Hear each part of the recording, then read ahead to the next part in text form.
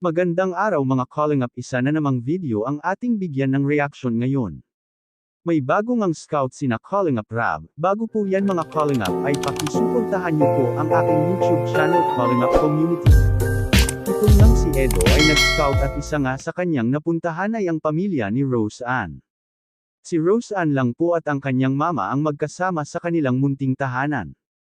Kasi po 3 years old pa lang itong si Rose Ann ay wala na po ang kanyang tatay. Kaya mag-isa na lang siya binubuhay ng kanyang nanay. Nakatira nga sila sa may tabi ng dagat mga calling up.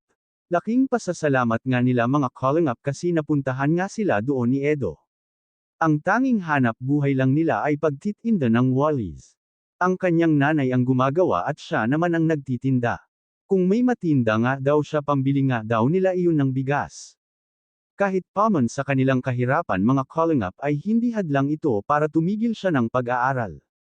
With honor ngang gumraduate itong si Rose Ann ng senior high.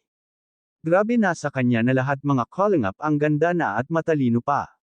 Kahit paman may narating siya ay hindi siya naging mayabang mga calling up.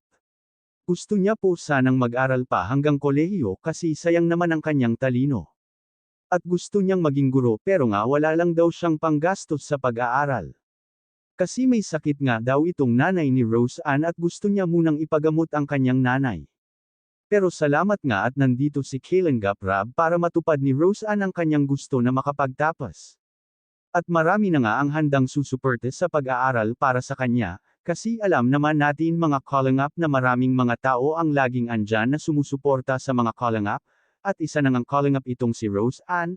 Sana nga makapag-aral na nga si Rose Ann. Hanggang dito na lang mga calling up, huwag niyong kalimutan mag-like and subscribe sa mag-amang Calling Up Rab at Calling Up Val Santos Matubang.